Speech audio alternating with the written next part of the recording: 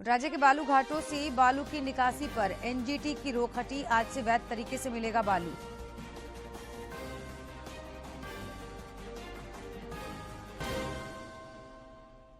Asian under 18 athletics championship में झारखंड की आशा किरण बारला ने 800 मीटर दौड़ में देश को दिलाया गोल्ड मेडल।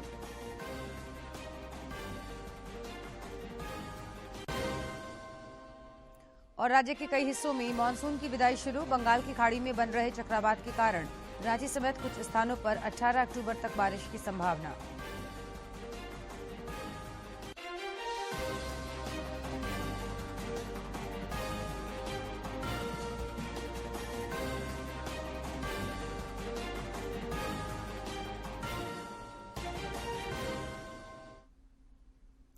नमस्कार, खबरें झारखंड में आपका स्वागत है। मैं हूं जयलक्ष्मी और अब खबरें विस्तार से। प्रधानमंत्री नरेंद्र मोदी ने आज वीडियो कॉन्फ्रेंसिंग के माध्यम से 75 डिजिटल बैंकिंग इकाइयां राष्ट्र को समर्पित की। इस मौके पर उन्होंने उपस्थित लोगों को संबोधित करते हुए कहा कि इसका उद्देश्य देश के हर क्षेत्र तक डिजिटल बैंकिंग का लाभ पहुंचाना है। यूपीआई जैसा बड़ा उदाहरण हमारे सामने है और भारत इसके लिए गर्व करता है। यूपीआई अपने तरह की दुनिया की पहली टेक्नोलॉजी है, लेकिन भारत में आप इसे शहर से लेकर गांव तक, शोरूम हो या सब्जी का ठेला, हर जगह आप उसे देख सकते हैं। यूपीआई के साथ ही अब देश के जन सामान्य के हाथों में रुपे कार्ड की ताकत भी है। एक समय था जब क्रेडिट या डेबिट कार्ड एक एलिट व्यवस्था मानी जाती है, बड़े समाज के रईसों की व्यवस्था मानी जाती थी। कार्ड भी विदेशी होते थे, उन्हें इस्तेमाल करने वाले भी बहुत गिने चुने लोग होते थे और उनका इस्तेमाल भी वैसी ही चुनिंदा जगहों पर ही होता था। लेकिन आज भारत में 70 करोड़ से ज्यादा रुपे कार्ड सामान्य मानवी के पास है। आज भारत का स्वदेशी रुपे कार्ड दुनिया भर में स्वीकार किया जा रहा है। टेक्नोलॉजी और इकोनॉमी का ये जोड़ एक और गरीब की गरिमा और मध्यम वर्ग को बहुत बड़ी ताकत दे रहा है, तो साथ ही देश के डिजिटल डिवाइड को उसे भी खत्म कर रहा है। साथियों, जैम यानी जनधन, आधार और मोबाइल की त्रिशक्ति ने मिलकर एक बड़ी बीमारी का इलाज भी किया है। ये बीमारी है भ्रष्टाचार की बीमारी है। पैसे ऊपर से चलते थे, लेकिन गरीब तक पहुंचते पहुंचते गायब हो जाते थे। लेकिन अब डायरेक्ट बेनिफिट ट्रांसफर यानी डीबीटी के जरिए पैसा जिसके नाम से निकलता है उसके खाते में पहुंचता है, उसी समय पहुंचता है। अलग अलग योजनाओं में अब तक डीबीटी के जरिए 25 लाख करोड़ रुपए से ज्यादा की राशि ट्रांसफर की जा चुकी है। और कल भी मैं देश के करोड़ों किसानों को वैसे ही 2000 रुपये वाली किस्त भेजने वाला हूं। भाइयों और बहनों, इस कार्यक्रम में जनजातीय मामलों के केंद्रीय मंत्री अर्जुन मुंडा भी वर्चुअल माध्यम से शामिल हुए। वे जमशेदपुर के बिष्टुपुर स्थित बैंक ऑफ इंडिया की शाखा में मौजूद थे। इस मौके पर श्री मुंडा ने कहा कि डिजिटल बैंकिंग इकाइयों में लोगों को बचत खाता खोलने, राशि अंतरित करने समेत अन्य बैंकिंग सुविधाएं प्राप्त होंगी। उन्होंने कहा कि ये इकाइयां वित्तीय समावेशन को और व्यापक बनाएंगी। और अब इस डॉक्यूमेंट्री के माध्यम से समझते हैं डिजिटल बैंकिंग यूनिट के बारे में। वो हमें अनुग्रहित करें माननीय प्रधानमंत्री जी।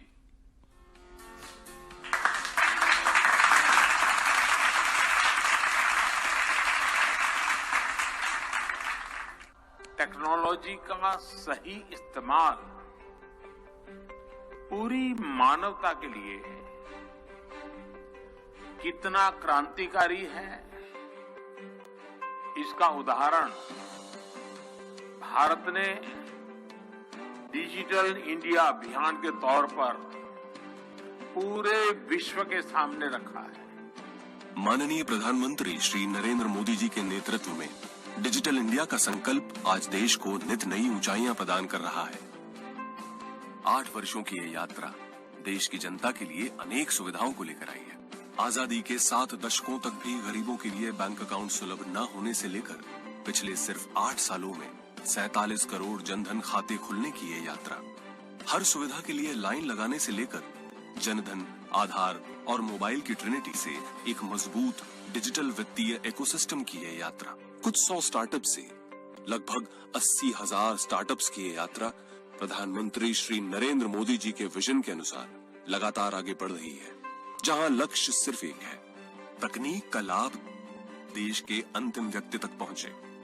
आजादी के अमृत महोत्सव में माननीय प्रधानमंत्री श्री नरेंद्र मोदी जी के विजन के अनुरूप गो डिजिटल के उद्देश्य के साथ देश के हर कोने में देश के हर व्यक्ति को डिजिटल तकनीक के माध्यम से सभी बैंकिंग सुविधाएं देने के लिए साकार हुई है digital banking unit. Digital banking unit में बैंकिंग से संबंधित सभी कार्य पूरी तरह डिजिटल माध्यम से कागज रहित यानी पेपरलेस, सुगम और सुरक्षित रूप से करने की सुविधा दी जाएगी। डिजिटल बैंकिंग यूनिट्स में सेल्फ सर्विस जोन के अंतर्गत इंटरनेट बैंकिंग की सुविधा, डिजिटल सेवाओं के लिए टैब, ई-केवाईसी या वीडियो केवाईसी का उपयोग करके खाता खोलने की सुविधा, महत्वपूर्ण बिलर्स द्वारा बिल भुगतान की सुविधा, एंड टू एंड लोन की पूरी कागज रहित और सुगम सुविधा के साथ साथ सरकारी योजनाओं का लाभ उठाने हेतु सभी सुविधाएं उपलब्ध रहेंगी। ये सेल्फ सर्विस जोन साल के 365 दिन और दिन के 24 घंटे सेवा में रहेंगे। वहीं दूसरी ओर डिजिटल असिस्टेंस जोन में ग्राहकों की ऑनबोर्डिंग, डेबिट कार्ड जारी और अनब्लॉक करना, मोबाइल बैंकिंग और इंटरनेट बैंकिंग सहायता, ग्राहक शिकायतें और शिकायत प्रबंधन, सावधि और आवर्ती जमा खाता खोलने की सुविधा, ग्राहकों के लिए mobile banking, internet banking, debit card, credit card और फास्टैग हेतु डिजिटल किट और साथ ही व्यापारियों के लिए यूपीआई, क्यूआर कोड, भीम, आधार, पीओएस के लिए डिजिटल किट जैसी सुविधाएं उपलब्ध रहेंगी। डिजिटल बैंकिंग यूनिट देश के डिजिटल क्रांति में एक महत्वपूर्ण हिस्सा बनेगा और देश की जनता को सुगम, सुरक्षित और कागज रहित बैंकिंग का अनुभव देकर देश में डिजिटल बैंकिंग के प्रयोग को बढ़ावा देगा। इस विश्वास के साथ इस महान देश और हर भारतीय पर इस स्वर्णिम अवसर पर माननीय प्रधानमंत्री श्री नरेंद्र मोदी जी द्वारा डिजिटल बैंकिंग यूनिट्स समर्पित है। केंद्रीय वित्त मंत्री निर्मला सीतारमण ने कहा कि भारत G20 की अध्यक्षता के दौरान संसाधनों की समान उपलब्धता से जलवायु वित्त बढ़ाने के लिए बहुपक्षीय विकास बैंकों की संभावनाओं की तलाश करेगा। वॉशिंगटन में विश्व बैंक के अध्यक्ष डेविड मैल्पस के साथ बातचीत में विभिन्न मुद्दों पर विचार विमर्श हुआ। Today, did I see that they're going back to coal? Did I see a news item today that in UK, the Battersea, one of the oldest legacy thermal units, is back again? It's a beautiful landmark for London, but then, matter of fact, it is now reviving itself as a thermal unit. So it's not just India. Many countries have gone back. And coal is now going to be back again because I think gas cannot be afforded or it is not available as. केंद्रीय गृह मंत्री अमित शाह ने आज मध्य प्रदेश के भोपाल में हिंदी माध्यम से चिकित्सा विज्ञान की अध्ययन का शुभारंभ किया। इस अवसर पर उन्होंने MBBS के पहले वर्ष की पुस्तकें भी जारी की। मध्य प्रदेश देश का पहला राज्य है जहां हिंदी माध्यम से चिकित्सा और इंजीनियरिंग की शिक्षा दी जा रही है। এবং का भी विमोचन करेंगे। अपने दौरे में अमित शाह ग्वालियर के राजमाता विजया राजे सिंधिया हवाई अड्डे के नए टर्मिनल का भी शुभारंभ करेंगे। देश भर में पिछले 24 घंटे के दौरान कोविड के 2401 नए मामले सामने आए, जबकि इस दौरान 2373 कोरोना वीरों ने इस महामारी को पराजित कर जिंदगी की जंग जीती है। देश में फिलहाल कोविड के 26,625 मामले सक्रिय हैं और ज्यादातर इलाकों में कोविड संक्रमण के मामलों में लगातार गिरावट देखी जा रही है।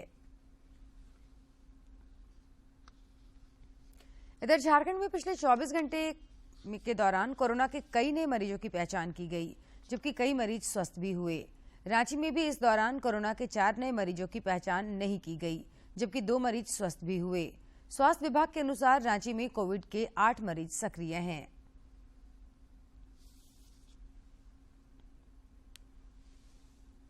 देश में कोविड के खिलाफ जारी जंग में टीकाकरण अभियान तेज गति से जारी है। केंद्रीय स्वास्थ्य मंत्रालय के ताजा आंकड़ों के अनुसार देश में अब तक 2 अरब 19 करोड़ 32 लाख से अधिक कोविड रोधी टीके लगाए जा चुके हैं।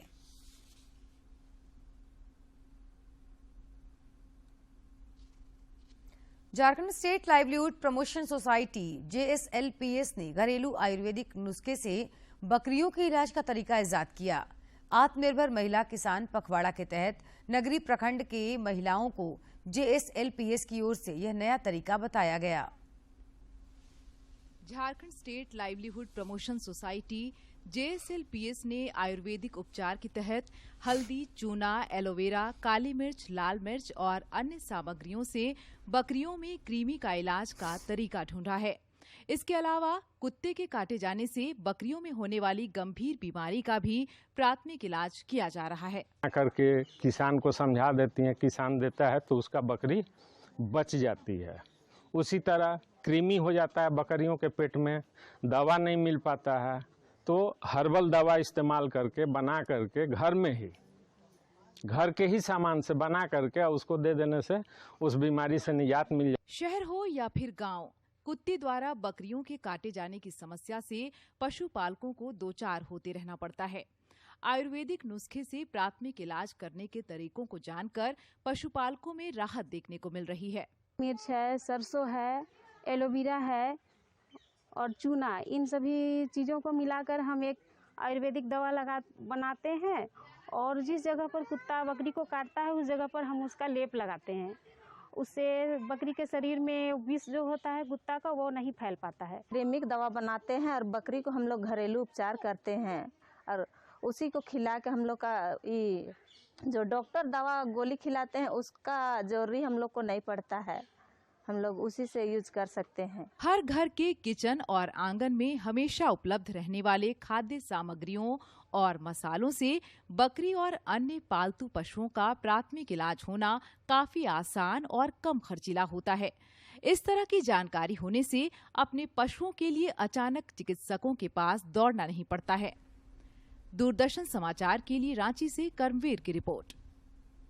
राज्य के बालू घाटों से बालू की निकासी पर NGT की लगी रोक समाप्त हो गई है।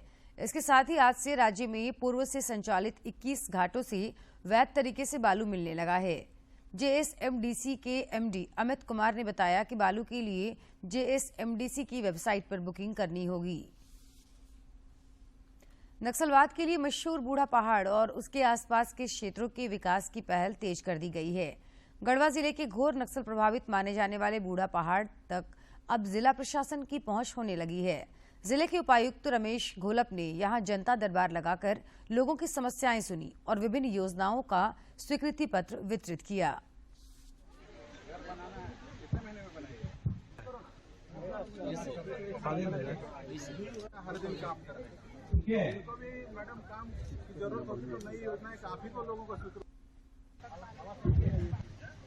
अगर इन्होंने किया है कैसे रिपीट किया तो आगे और बढ़ाने के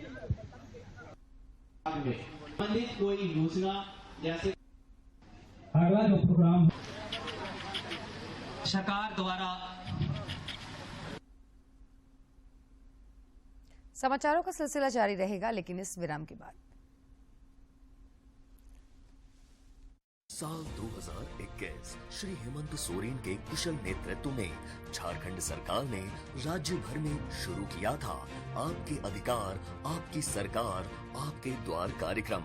जब राज्य के कई सुदूर इलाकों में रहने वाले लोगों को सरकार ने शिविर लगाकर विभिन्न योजनाओं से जोड़ा, इस महाअभियान से 35 लाख से अधिक आवेदनों का निष्पादन हुआ। कार्यक्रम की सफलता के बाद फिर से झारखंड सरकार द्वारा आपकी योजना आपकी सरकार आपके द्वार कार्यक्रम का आयोजन 12 अक्टूबर से किया जा रहा है। राज्य के कोने कोने में 2 चरण में आयोजित कार्यक्रम के जरिए सभी वर्ग के जरूरतमंदों को सरकार की कल्याणकारी योजनाओं से जोड़ा जाएगा। जोहार, नमस्कार, आदाब। पुनः झारखंड सरकार प्रारंभ करने जा रही है आपकी योजना आपकी सरकार आपके द्वार। आप उन शिविरों में पहुंचे, योजनाओं का लाभ लें, दूसरों को भी इसका लाभ लेने के लिए प्रेरित करें। धन्यवाद। जोहार। कुवैत में चल रहे चौथे एशियन अंडर 18 एथलेटिक्स चैंपियनशिप में झारखंड की आशा किरण बारला ने 800 मीटर दौड़ में देश को गोल्ड मेडल दिलाया है। आशा किरण बारला गुमला जिले के कामडारा की रहने वाली है। स्वर्ण पदक जीतने के बाद उन्होंने एक नया रिकॉर्ड भी बनाया है। जनजातीय मामलों के केंद्रीय मंत्री अर्जुन मुंडा ने इसके लिए उन्हें बधाई दी है। रांची के मेकॉन स्टेडियम में खेला जा रहा देवल सहाय मेमोरियल क्रिकेट टूर्नामेंट आज संपन्न हो गया। टूर्नामेंट का फाइनल मैच मेकॉन और रॉकमैन टीम के बीच खेला गया। टूर्नामेंट की शुरुआत 13 अक्टूबर को हुई थी। इस टूर्नामेंट में मेकॉन, रॉकमैन, सीसीएल और साई की टीम ने हिस्सा लिया और अपना बेहतर प्रदर्शन किया। अपने फादर मिस्टर देवल साई के मेमोरी में कंडक्ट किया है और वो एक क्रिकेट प्लेयर थे और क्रिकेट एडमिनिस्ट्रेटर थे, तो सभी उनके साथ जो क्रिकेट खेले हैं उन रणजी प्लेयर्स, डिस्ट्रिक्ट प्लेयर्स, वो आए यहाँ पर और उन्होंने बहुत सारे प्लेयर्स को पीएसयूज में नौकरी दिलाई और प्रॉमिसिंग प्लेयर्स को उन्होंने उनके लिए फाइट करके उनका सिलेक्शन करवाया, तो वो सब भी यहाँ आए हैं। तो उनके मेमोरी में हम लोग ने क्रिकेट टूर्नामेंट कराया। क्रिकेट का सबसे छोटा फॉर्मेट T20 वर्ल्ड कप आज से शुरू हो गया है। प्रतियोगिता का पहला मैच नाम्बिया और श्रीलंका के बीच खेला जा रहा है। पाकिस्तान के खिलाफ करेगी। भारत और पाकिस्तान को सुपर 12 राउंड के ग्रुप 2 में रखा गया है। ग्रुप 2 में इन दोनों टीमों के अलावा बांग्लादेश, दक्षिण अफ्रीका और ग्रुप बी की विनर टीम और ग्रुप ए की रनर अप टीमें होंगी। वहीं सुपर 12 राउंड के ग्रुप 1 में Afghanistan, Australia, England, New Zealand group A की विनर टीम और ग्रुप बी की रनर अप टीमें शामिल होंगी। एफसी अंडर 20 फुटबॉल चैंपियनशिप में आज भारत का सामना ऑस्ट्रेलिया से होगा। पहले मैच में इराक के हाथों भारत को हार का सामना करना पड़ा था।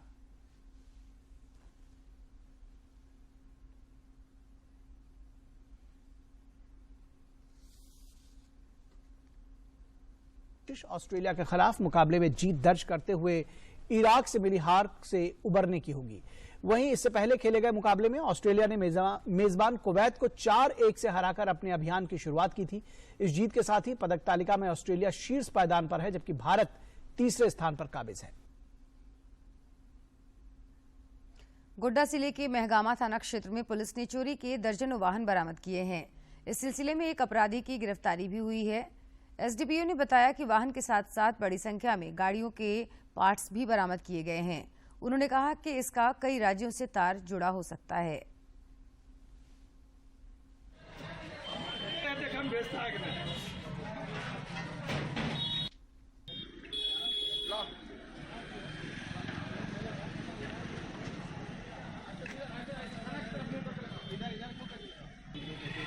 इधर रांची और खूंटी की पुलिस ने संयुक्त अभियान चलाकर रिमिक्स और तशम फॉल इलाके में सक्रिय 3 अपराधियों को गिरफ्तार किया है। रांची के ग्रामीण पुलिस अधीक्षक नौशाद आलम ने बताया कि गिरफ्तार अपराधियों के पास से हथियार भी बरामद किए गए हैं।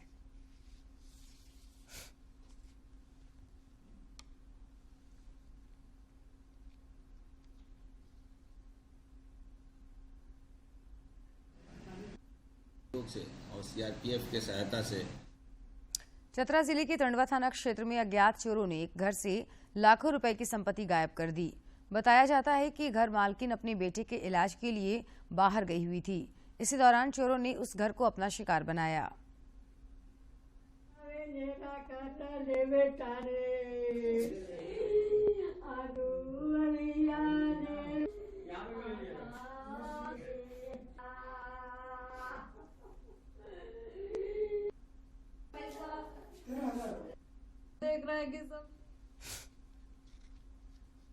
सिमडेगा पुलिस ने साइबर अपराध पर अंकुश लगाने के लिए विशेष अभियान शुरू किया है। इस अभियान के तहत जिले के 44 विद्यालयों के छात्र छात्राओं को साइबर अपराध से बचाव के लिए जागरूक किया जा रहा है।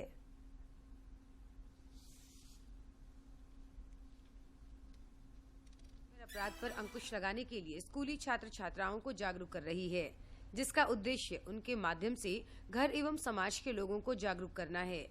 पुरुषोत्तम कुमार ने पुलिस के इस पहल की सराहना करते हुए कहा कि इससे साइबर अपराध पर अंकुश लगेगा। अपने अभिभावकों को समझा रहे हैं, हर एक स्कूल में जाकर इस प्रकार से एक नुक्कड़ नाटक के माध्यम से भी बच्चों को बताया जा रहा है। ये बहुत ही अच्छा प्रयास है, काहे कि साइबर ठग लोग जो है आज लोगों की जमा पूंजी को ठग कर उनकी सभी पूंजी को खत्म कर दे रहे हैं। विद्यालय की छात्रा हादिया काजमी, नेहा कुमारी और अलवीन क्रिकेटा ने कहा कि पुलिस पदाधिकारियों द्वारा उन्हें साइबर अपराध के बारे में विस्तार से जानकारी दी गई है। वे इसकी जानकारी अन्य लोगों को भी देंगे। उनकी जानकारी हमें बहुत ही अच्छी लगी। इन बातों को हम अपने परिवारों में बताएंगे और पड़ोसियों को भी बताएंगे और के द्वारा दी गई जानकारियों का फॉलो करें। तो मैं चाहूँगा कि इससे जागरूक हों। झारखंड के कई हिस्सों से मानसून की विदाई शुरू हो गई है। हालांकि बंगाल की खाड़ी में बन रहे चक्रवात के कारण राज्य के कुछ स्थानों पर 18 अक्टूबर तक बारिश की संभावना व्यक्त की गई है। मौसम विभाग के अनुसार इस अवधि के बाद तापमान में गिरावट आएगी और ठंड बढ़ेगी।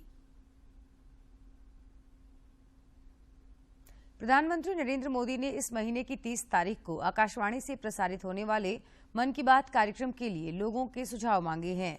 लोग अपने सुझाव 28 अक्टूबर तक दे सकते हैं। अनकही विरासत की उम्मीदें नए भारत की।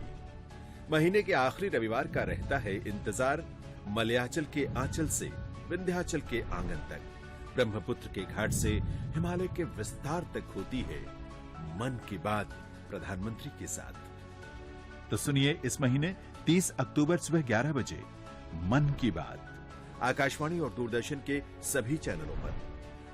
मन की बात के प्रादेशिक भाषाओं में अनुवाद का पुनः प्रसारण आप सुन सकते हैं रात 8 बजे आकाशवाणी और दूरदर्शन के सभी प्रादेशिक चैनलों पर। तो सुनिए इस महीने 30 अक्टूबर सुबह 11 बजे मन की बात। Association of radio and television engineering employees की एक महत्वपूर्ण बैठक दूरदर्शन केंद्र रांची के कॉन्फ्रेंस हॉल में आयोजित की गई। बैठक के दौरान रेडियो और दूरदर्शन की बेहतरी पर विचार विमर्श किया गया। बैठक में दूरदर्शन केंद्र के निदेशक आर.के. राव और कार्यक्रम अधिशासी अमित कुमार विशिष्ट अतिथि के तौर पर शामिल किए गए। मौके पर एसोसिएशन के पूर्व राज्य सचिव सी.बी. शुक्ला, निरंजन कुमार, उपाध्यक्ष अजय कुमार दास समेत संगठन के कई पदाधिकारी मौजूद थे।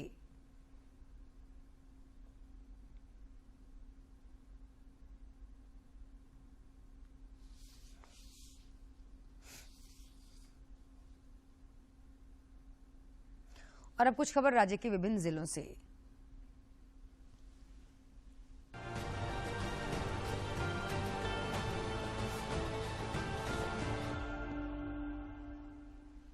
रामगढ़ जिले में उपायुक्त ने अनुसूचित जाति, अनुसूचित जनजाति अत्याचार निवारण अधिनियम के तहत जिला स्तरीय समिति की बैठक की। इस दौरान प्राप्त मामलों पर चर्चा की गई और पीड़ितों को मुआवजे का भुगतान करने एवं दोषियों पर कार्रवाई करने के संबंध में महत्वपूर्ण निर्देश दिए गए। रामगढ़ जिले में उपायुक्त ने जिला स्तरीय खनन टास्क फोर्स की बैठक की। इस दौरान अवैध खनन पर पूरी तरह से रोक लगाने के लिए अवैध मुहानों को बंद करने, नियम अनुसार खनिजों का परिवहन नहीं करने वालों के विरुद्ध कड़ी कार्रवाई करने सहित अन्य आवश्यक निर्देश दिए गए। धनबाद जिले में आपकी योजना आपकी सरकार आपके द्वार कार्यक्रम के तहत लगातार शिविर लगाए जा रहे हैं। शिविर के माध्यम से लोगों को जन कल्याणकारी योजनाओं का लाभ दिया जा रहा है और शिकायतों का निष्पादन किया जा रहा है। पलामू जिले के पाटन प्रखंड के सगुना पंचायत में आपकी योजना आपकी सरकार आपके द्वार कार्यक्रम का आयोजन कर स्वयं सहायता समूहों को 30 लाख का कैश क्रेडिट लिंकेज का लाभ दिया गया। इसके साथ ही सोना सोबरन योजना के तहत लाभुकों के बीच धोती साड़ी व लुंगी, मनरेगा के तहत जॉब कार्ड, पेंशन स्वीकृति पत्र, कंबल वितरण किया गया।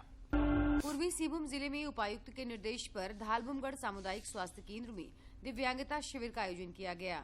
शिविर में कुल 229 मरीजों की जांच की गई। पूर्वी सिंहभूम जिले में उपायुक्त ने वर्ल्ड वाइड केन सेफ्टी डे के मौके पर जमशेदपुर के कदमा स्थित क्रिकेट एकेडमी में आयोजित एक कार्यक्रम में हिस्सा लिया। इस दौरान उन्होंने दृष्टिबाधित बच्चों के साथ समय बिताया। मौके पर उन्होंने कहा कि दृष्टिबाधित बच्चों की जीवटता से हमें सीखनी चाहिए। देवघर जिले में 10 अक्टूबर से 15 अक्टूबर तक चलने वाले विशेष कैंप के 5वें दिन 509 आवेदन प्राप्त किए गए। अब तक इस विशेष कैंप के तहत 2579 आवेदन प्राप्त किए गए हैं। मुख्यमंत्री हेमंत सोरेन 18 अक्टूबर को कोडरमा का दौरा करेंगे। इसे लेकर उपायुक्त ने जिले के अधिकारियों के साथ बैठक की और आवश्यक दिशा निर्देश दिए। उपायुक्त ने कार्यक्रम स्थल बागीटांड स्टेडियम का जायजा भी लिया। गढ़वा जिले में ग्लोबल हैंड वॉशिंग डे के अवसर पर विभिन्न विद्यालयों में बच्चों को सांकेतिक रूप से हाथ धुलवाया गया। इस दौरान उन्हें हाथ धुलाई से होने वाले फायदे। और खबरों के अंत में एक नजर मुख्य समाचार पर।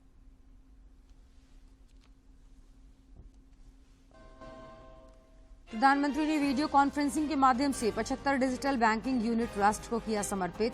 केंद्रीय मंत्री अर्जुन मुंडा जमशेदपुर में रहे मौजूद।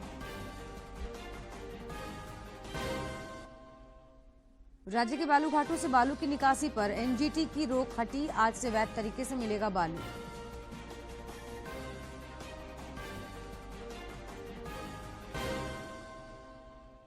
एशियन अंडर 18 एथलेटिक्स चैंपियनशिप में झारखंड की आशा किरण बारला ने 800 मीटर दौड़ में देश को दिलाया गोल्ड मेडल।